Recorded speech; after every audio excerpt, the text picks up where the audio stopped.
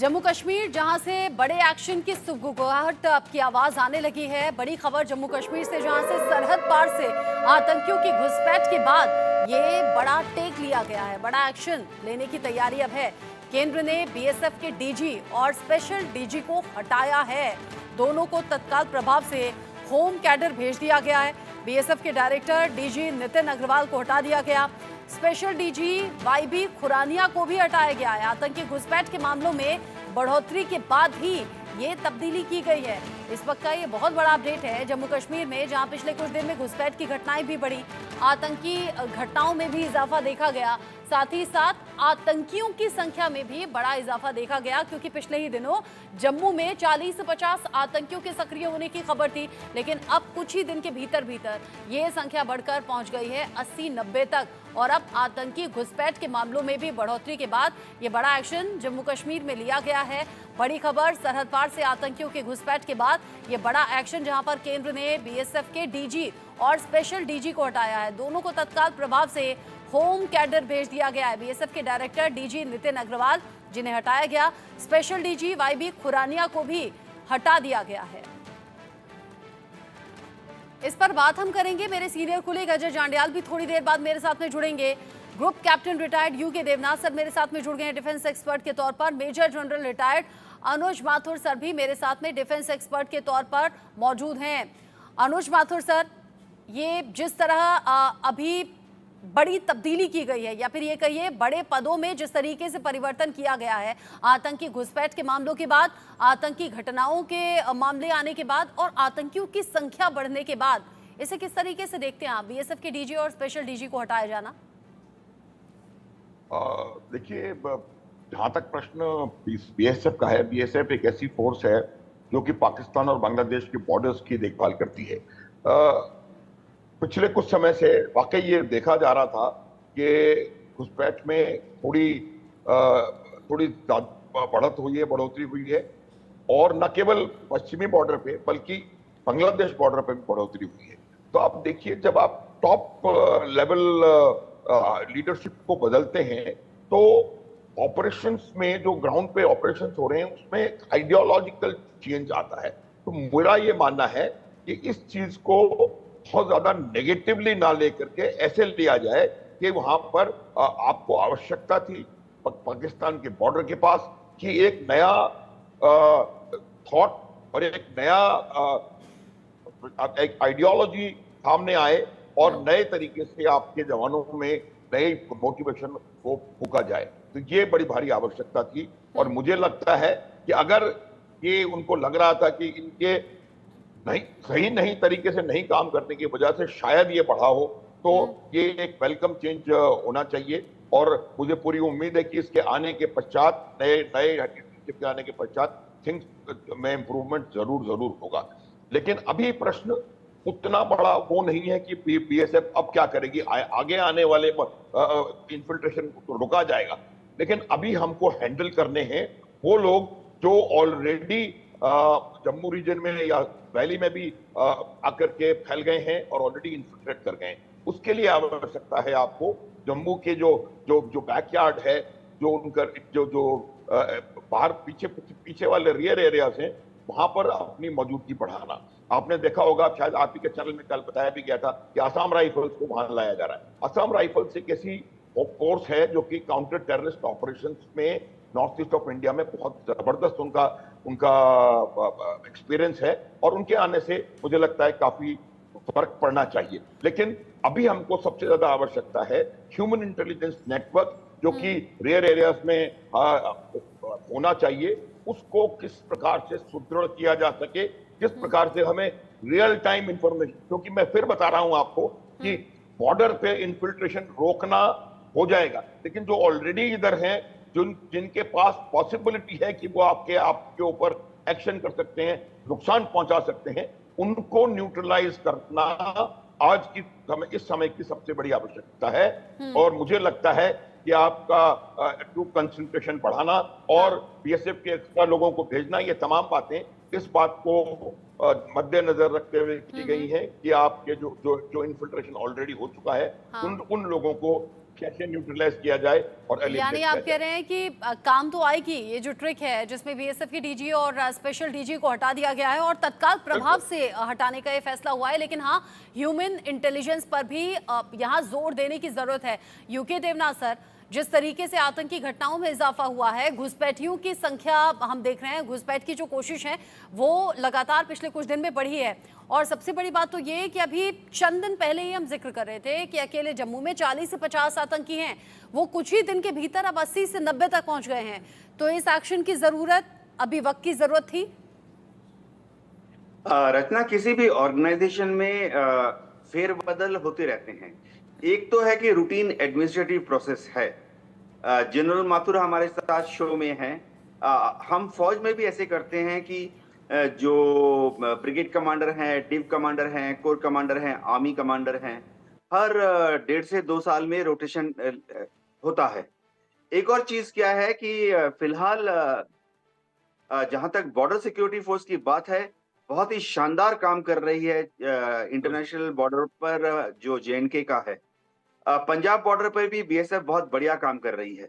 जरूरत इस वक्त इसलिए पड़ गई कि एडिशनल फोर्सेस बीएसएफ की भेज रहे हैं और उनका जो कॉन्सेप्ट ऑफ डिप्लॉयमेंट है, देखिए 1000 बीएसएफ का जवान अगर डिप्लॉयड है, एक बटालियन डिप्लॉयड है, तो उसका इस्तेमाल किस तरह से करना है, उसमें जरा फ्रेश थिंकिंग की जरूरत है।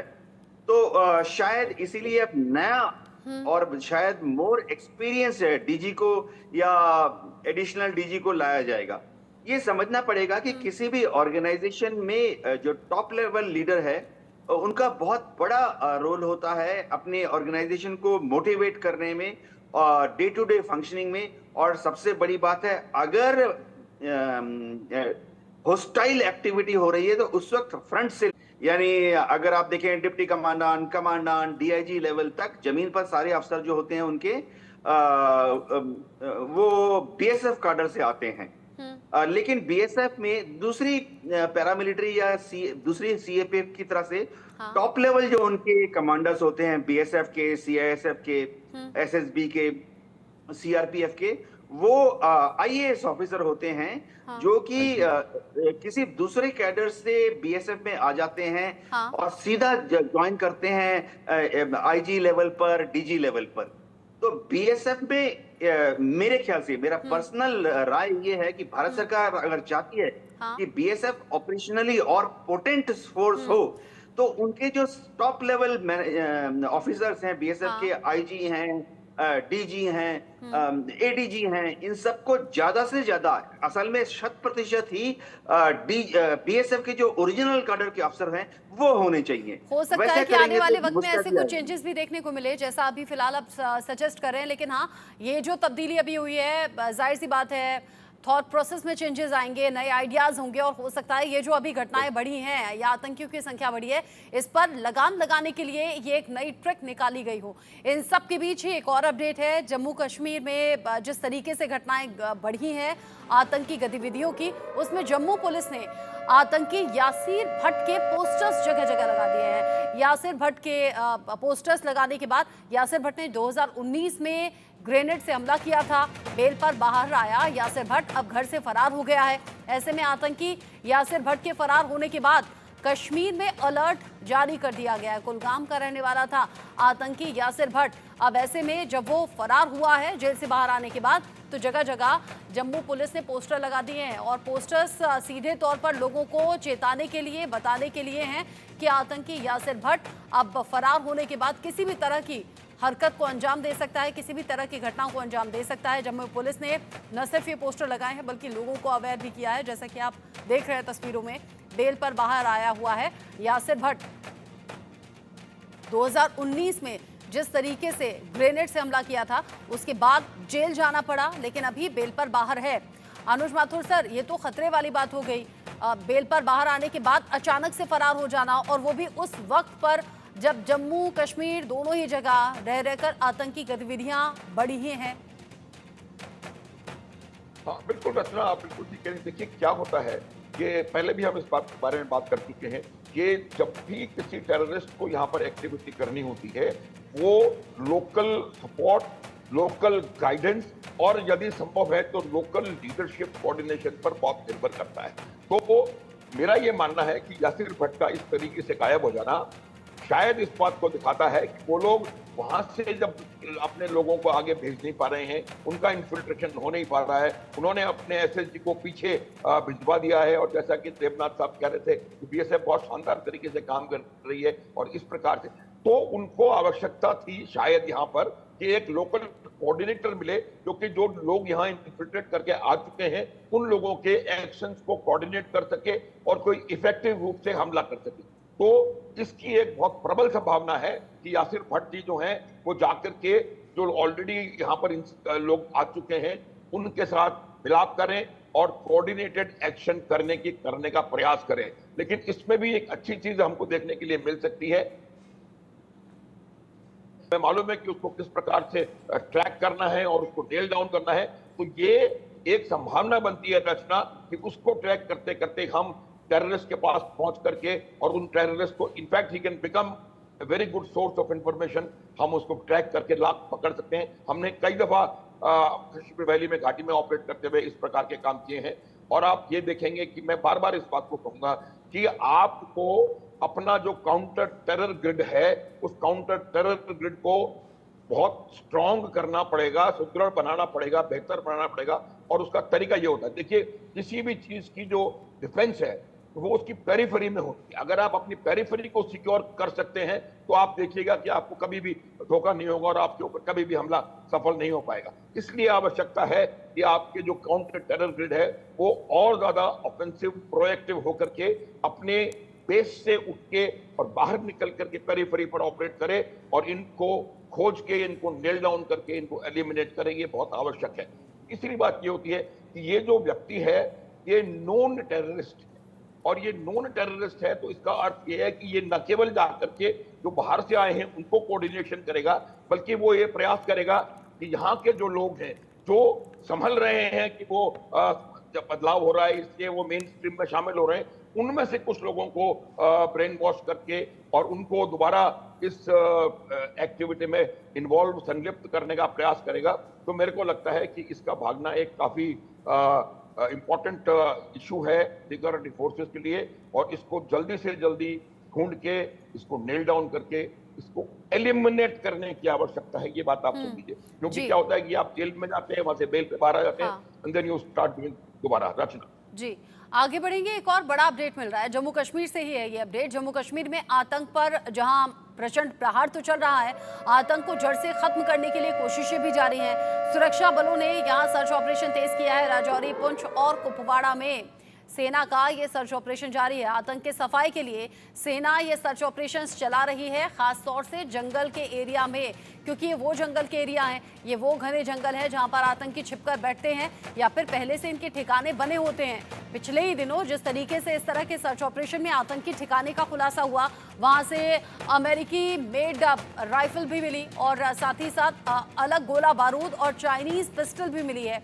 ऐसे में इन्हीं घने जंगलों में ये जो सर्च ऑपरेशन है बहुत ज़्यादा टाइम टेकिंग भी होते हैं और सुरक्षा बलों के लिए चुनौतीपूर्ण भी। लेकिन यूके देवनाथ सर, इस तरह के सर्च ऑपरेशंस लगातार चलाना ज़रूरी भी है। 5 अगस्त भी करीब है, 15 अगस्त भी करीब है। कश्मीर में फिलहाल जो सुरक्षा तंत्र है उसको काफी मजबूत किया जा रहा है। बीएसएफ की 2 बटालियंस को उड़ीसा से मूव किया जा रहा है एयरलिफ्ट करके कश्मीर में। 500 आर्मी के जो पैरा स्पेशल फोर्स के जवान हैं उनको भी डिप्लॉय कर दिया गया है क्रिटिकल पॉइंट्स पर, पीर पंजाल की ऊंची ऊंची पहाड़ियों पर। एडिशनल जो कार्रवाई की जा रही है वो ये है कि पंजाब पुलिस और हिमाचल प्रदेश स्टेट की जो पुलिस है उनको कश्मीर के बॉर्डर पर बहुत ही ज्यादा विजिलेंट रहने के लिए कहा गया है। अगर जरूरत पड़ी तो 3 बटालियन बीएसएफ की जो हैं वो नॉर्थ ईस्ट से एयरलिफ्ट कर कश्मीर में भेजी जाएंगी। तो 5 अगस्त को धारा 370 के निरस्तीकरण के 5 साल होने वाले हैं। उसके तहत फिर आने वाले 15 अगस्त को आज़ादी का त्योहार है, फिर एक फेस्टिव सीजन आ रहा है और उसके बाद सितंबर के महीने में जम्मू कश्मीर में असेंबली इलेक्शन होने वाले हैं। तो सुरक्षा तंत्र लगातार मजबूत किया जा रहा है। सबसे बड़ी इंप्रूवमेंट जो हुई है वो हमारी इंटेलिजेंस नेटवर्क जो है, आर्मी का इंटेलिजेंस नेटवर्क जो है उसको और गहन किया गया है। लोकल जो एलआईयूज हैं, स्टेट पुलिस की इंटेलिजेंस फीडबैक सिस्टम है, सीआईडीज हैं, उनको अलर्ट मोड पर तो पहले ही थे, अब उनको दोहरा अलर्ट कर दिया गया है। एनआईए, आईबी और रॉ के जो एजेंट्स हैं, ना सिर्फ बॉर्डर के अंदर वरन बॉर्डर के उस तरफ भी वो चौकन्ने हो गए हैं। मैं आपको बता दूं, हमारा एक बहुत बड़ी सुंदर सुंदर बढ़िया बढ़िया इलेक्ट्रॉनिक सर्विलेंस सिस्टम्स भारत के पास अवेलेबल हैं।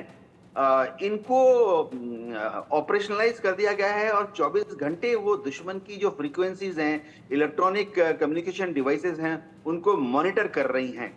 तो जो सिक्योरिटी ग्रिड है उसको मजबूत किया जा रहा है। एक खुशी की बात ये भी है कि जो विलेज काउंसिल्स हैं, विलेज डिफेंस गार्ड्स हैं, उनको मोटिवेट किया जा रहा है, उनको थोड़ा बढ़िया हथियार दिए जा रहे हैं, उनको ट्रेनिंग और कॉम्बैट ड्रेस दिए जा रहे हैं।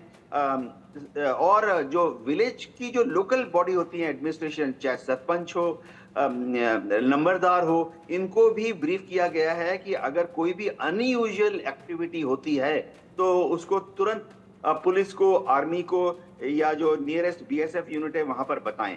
जी, जिस तरीके के हालात अभी नजर आते हैं, सर्च ऑपरेशंस चल रहे हैं, अपनी तैयारी भी है, अत्याधुनिक हथियार भी है, सेना के पास फ्री हैंड भी है। अनुज माथुर सर, एक तरफ तो हम तैयारियां मुस्तैदी के साथ दिखाते हैं, उसका नतीजा भी ऐसा होता है कि कई आतंकी गतिविधियों को अंजाम देने से पहले ही रोक दिया जाता है, आतंकी ठिकानों नस्ब नाबूद हो जाते हैं, आतंकी भी ढेर होते हैं, लेकिन कई बार ये सभी चीज़ें फेल साबित हो जाती हैं। जैसे आप पिछले दिनों श्रद्धालुओं से भरी हुई बस पर हमले का एक एग्जाम्पल देख लीजिए। ऐसे अलग अलग घटनाओं को अंजाम देने में आतंकी कामयाब कैसे हो जाते हैं, हमारी कमी कहाँ है? देखिए रचना, इसको मैं पुनः आपसे कहूंगा, कमी नहीं कहा जाएगा, इसको यूं कहते हैं। देखिए, जब आपके पास लोकल लेवल के ऊपर सपोर्ट की कमी हो जाती है। अब देखिए, सपोर्ट की कमी होने के दो तरीके हैं। एक तो तरीका यह है कि आप उनसे इंफॉर्मेशन नहीं हासिल कर पा रहे हैं, और दूसरा तरीका यह है कि वो किसी छोटे बड़े लालच के तहत वो अपनी आपकी इंफॉर्मेशन टेररिस्ट को प्रोवाइड कर रहे हैं। ये दो तरफा है। तो आपको ये समझना पड़ेगा कि ये जो हरकतों में तेजी आई है उसमें कहीं ना कहीं वहां के कुछ लोगों का भी इन्वॉल्वमेंट है। ये बात मैं कई दफा कह चुका हूं आपके चैनल के माध्यम से रचना, कि जब तक लोकल इन्वॉल्वमेंट नहीं होगा, जब तक लोकल सपोर्ट इनके पास नहीं होगा, तब तक ये किसी प्रकार से सफल नहीं हो सकती। दूसरी बात इंपॉर्टेंट मैं आपको बताना चाह रहा हूं, वो इंपॉर्टेंट बात यह है कि जब भी इतना बड़ा कोई ऑपरेशन होता है, जैसे कि आज से 20-22 साल पहले सर्वनाश ऑपरेशन हुआ था, हाँ। मिलिट्री ऑपरेशन का सबसे बड़ा जो हथियार है उसको पेशेंस कहते हैं। कुछ दिन पहले मैंने ये बात कहने का प्रयास किया था तो कोई कांग्रेसी प्रवक्ता भड़क गए थे इस बात पे। हाँ। पेशेंस में ऊपरी सरकार की तौर लेवल पे नहीं कह रहा हूं, आपको पेशेंस दिखानी पड़ेगी अपने ग्राउंड ऑपरेशंस के लेवल पे। आप लगातार पीर पंजाल के दक्षिण से या उत्तर से टेररिस्ट पे दबाव डालते रहें, उनको फोर्स करें कि वो बाहर निकलें अपने बिल से, और जैसे ही वो बाहर निकलते हैं आप उनको एलिमिनेट करें। काम करने का तरीका होता है बचना। तो इस तरीके को, इसका आपको ऐसा नहीं हो सकता कि आज बस पे हमला हुआ और आपने 4 घंटे बाद उसको, यानी आप कह रहे हैं पेशेंस यानी कि सब्र का फल मीठा होता है, और वही सब्र हमारे सेना के जवान रखते हैं। जी, चूंकि वक्त की कमी है अनुज सर।